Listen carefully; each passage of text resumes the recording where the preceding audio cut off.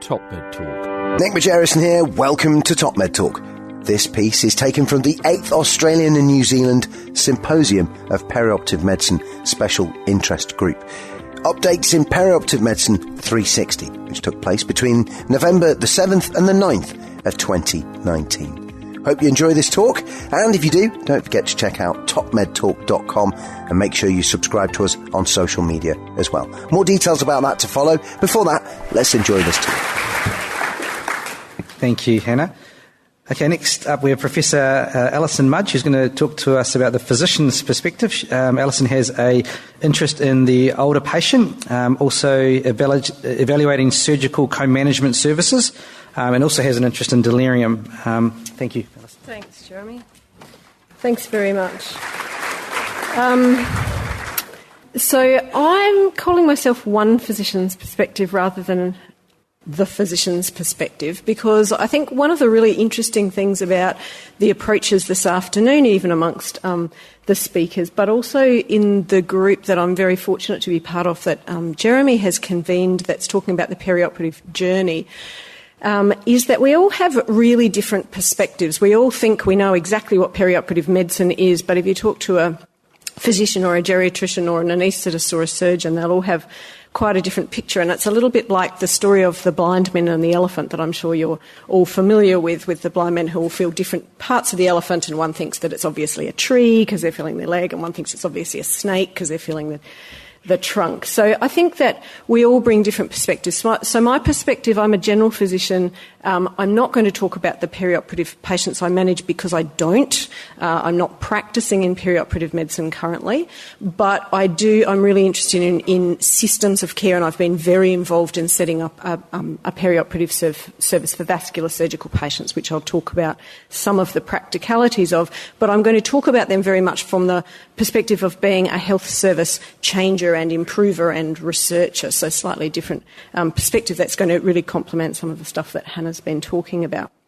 And I think when we're sort of starting to grapple with a problem, we need to really have a good understanding of the problem. And one thing, I work quite a lot in the knowledge translation space, and one of the things that we really know about all healthcare professionals is that we're really good at solutions. We're really good at knowing exactly what's going to fix the problem without always really thinking through what the problem is that we're trying to grapple with. So if we're thinking about the problem of perioperative medicine, well, there's a lot of operations and there's a lot of people having operations, and some of those people get sick. We know that, in fact, anaesthetic care is extraordinarily good and extraordinarily safe nowadays, so that we know that patients mostly get through the operation. That's already been alluded to earlier today.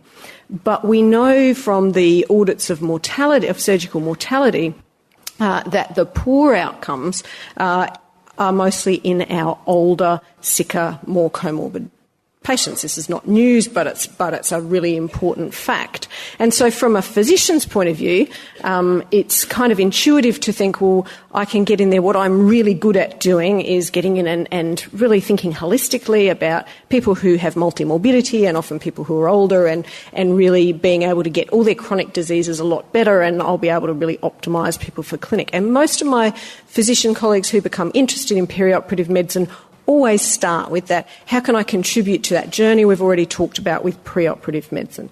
And I actually think this is probably the wrong thing to do. And I think that there's actually some evidence that this is the wrong thing to do. So I'm sure Katie Gibbs is here somewhere, and she was involved in a lovely systematic review that looked at whether we add value, and with all the caveats that we've talked about interpreting evidence and a lack of evidence, because there aren't very many studies, but there were several trials, which really showed that internal medicine physicians weren't adding a lot. Now, I'm not talking about the no-brainer of someone who's got a very complex, who's had a liver transplant. Of course you're going to involve the liver transplant physician in discussing what to do.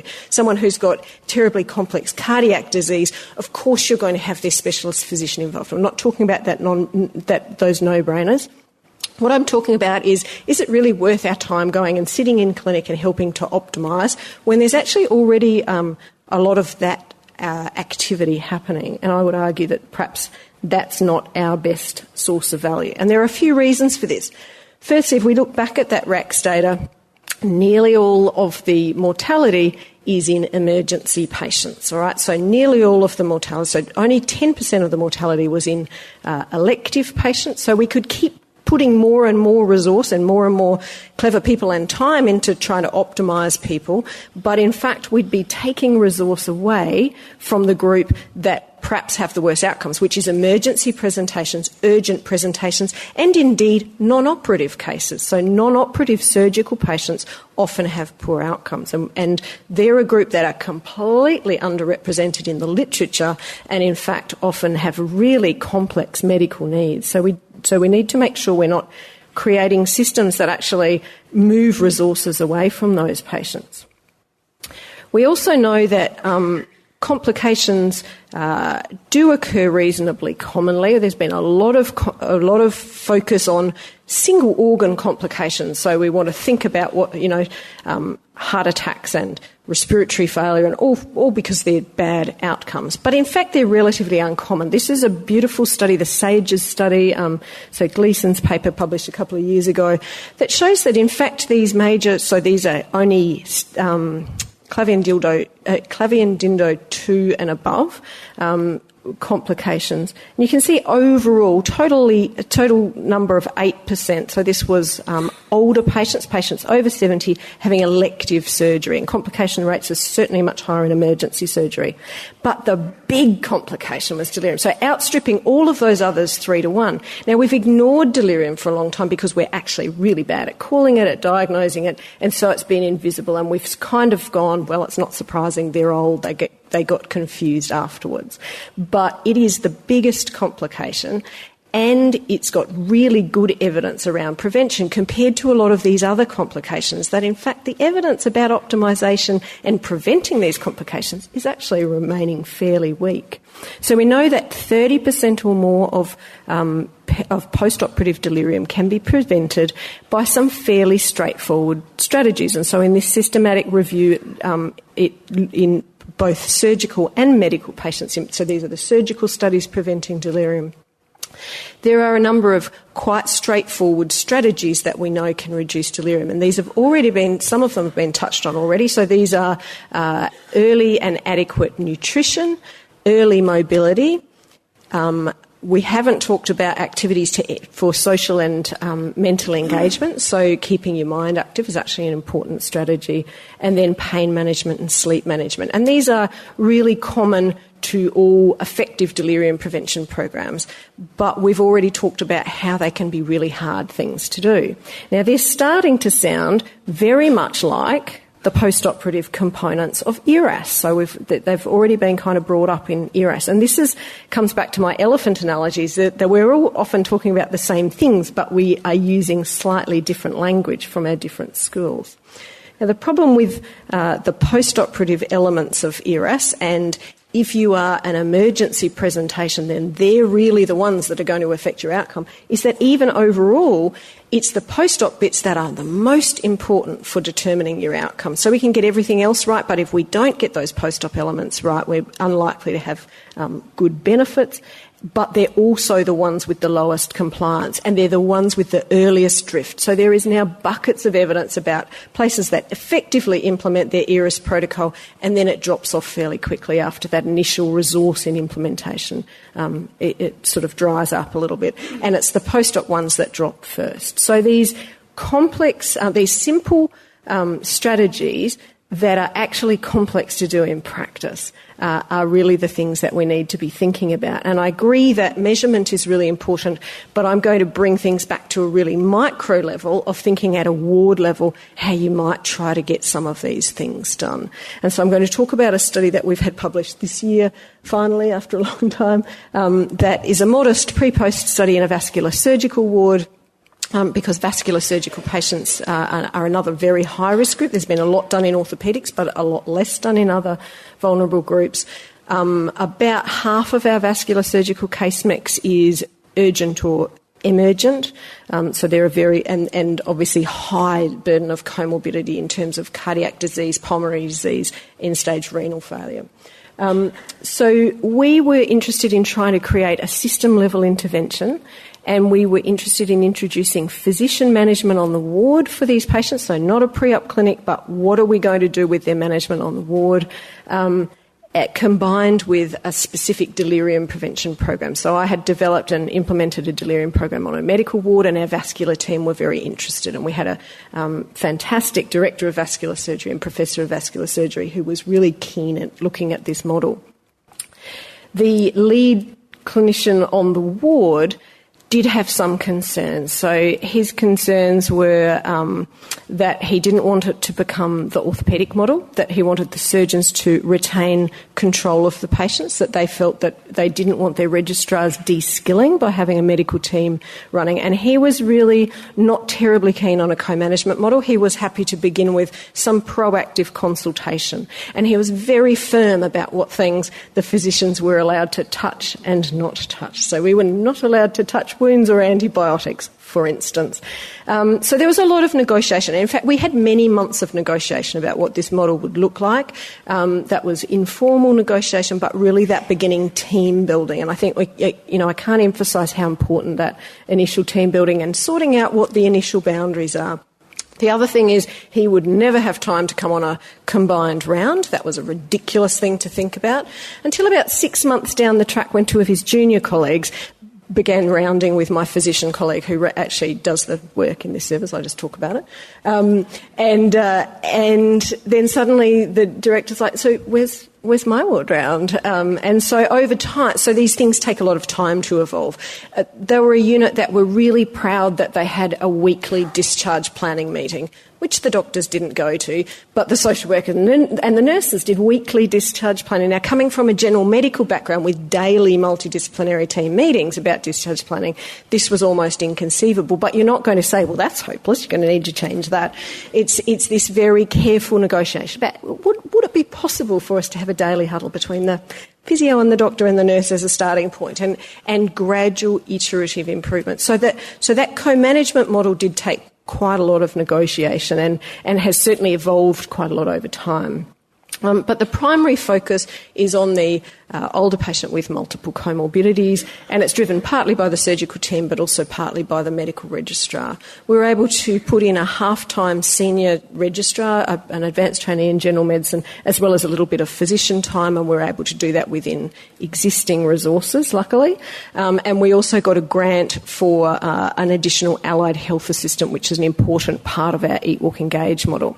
Now, very briefly, our Eat, Walk, Engage model is a facilitated model. We have in this case, it was my physiotherapist colleague and myself, really, who worked as the facilitators, and we worked with the multidisciplinary team to not just to think in sort of not just to say we need to get everybody walking on day one, but to think about what mobility was like, about what were the barriers and enablers, and gradually knock those down. So this is where really thinking at the micro level. It's all very well to say people need to be mobilising it on day one, but if there's nowhere to walk to, if there's no physios on the weekend, if there's no, there are a whole bunch of barriers that you need to think through carefully, and that the team really has to take ownership of solving. So the facilitator works slowly with a multidisciplinary team that meets, like Hannah was talking about. These are not the clinical team meetings, but quality improvement meetings, which we run once a month with the multidis team, and really try and work through those barriers. What's happening at meal times, doing some really structured measurement, micro measurement. How many people are sitting up for lunch? How many people get assistance within 10 minutes? How much time is spent mobilising on the ward? How many people are ever seen over the course of the day to be up and mobile? So really using small level data to inform improvement rather than those larger level quality improvement mechanisms. So that's what the model kind of looked like. Very briefly, we were able to show process improvement. So we had a lot of mealtime interruptions. That was partly around breakfast timing of rounds. That took a lot of negotiation about how we would solve that, but we were able to reduce mealtime interruptions. This is data from activity mapping, where you go round and round the ward looking at people's level of mobility. And we were able to show that we went from only about 1 in 3 of the patients ever being seen to be up and mobile to over 80%. Now, this is amputees. This is a vascular ward. It's quite hard work to get people up and walking. So this is quite dramatic improvement. And then a whole lot of small environmental modifications. So like I said, nowhere to walk is a reason that patients don't walk on a ward. So making a small corner with a jigsaw puzzle and some reading material. Sound like tiny strategies, but adding up, they become very important. The negotiation for that reading corner took several months because the nurse unit manager liked that to be the place where the blood pressure cuffs lived. Looking out the only window on the ward, right? And so we went into battle about this for a long time, and it was really only when she went on 2 weeks leave. And one of the other nurses said, now's the time. And we could have this set up by the time she got home, nice little goldfish bowl, and that corner has stayed. So these are, really small-scale negotiations that you might have to do on a team, and that I think a physician is really well positioned to do. So what actually happened? Well, we see about half of the patients on the ward. So this is registrar and physician reviews. We made physician reviews much more timely by having a registrar on the ward every day, half a day every day, by having the physician accessible all the time. So that's not surprising. Put a bit more resource in, get a bit more reviews, doesn't really matter.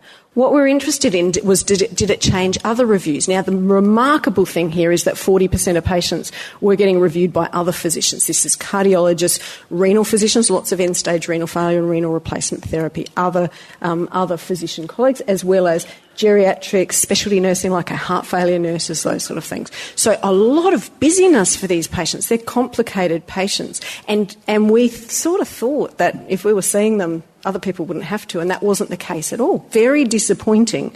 But when we looked at the numbers, in fact, what we were doing was a really good job of coordinating. So people were still seeing the nephrologist when they had end-stage renal failure, but the nephrologist didn't have to come back every day to make sure that the junior staff were doing the right thing because there was someone who was coordinating. So significant reduction in the frequency of I'll skip through, of both medical and allied health reviews because of team coordination.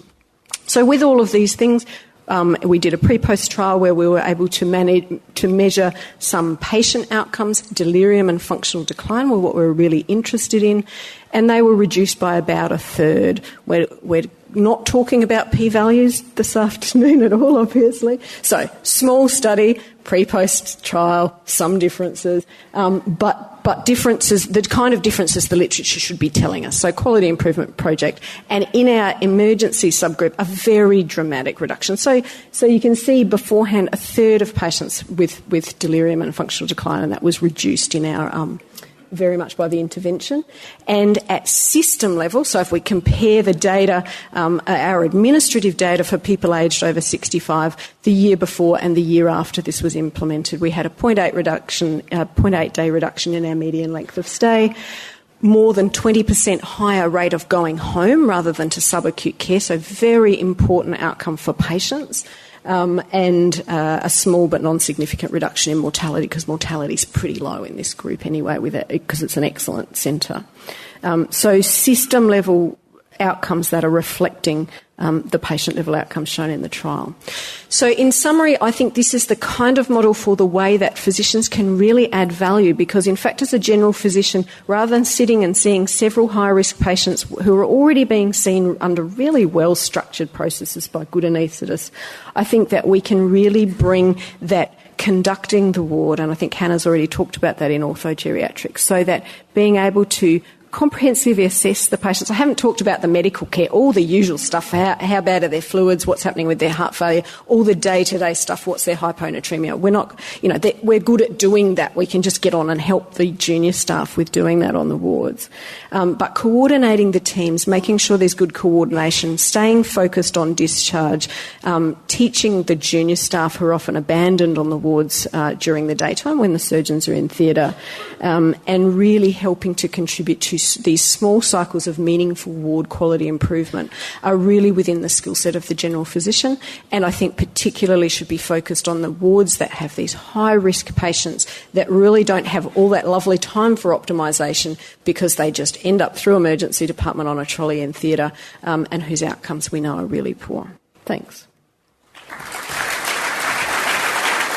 Top Med Talk. It's Desiree Chappell here. Just a quick reminder, subscribe to Top Med Talk. We're a daily source of news and conversation focused on perioperative care. We bring you all the latest talk from all the major conferences in the perioperative space. We can also be found on Twitter, Facebook, LinkedIn, Instagram, and we now have a free mailing list with special offers and additional goodies for subscribers. Go check us out at topmedtalk.com. That's www.topmedtalk.com.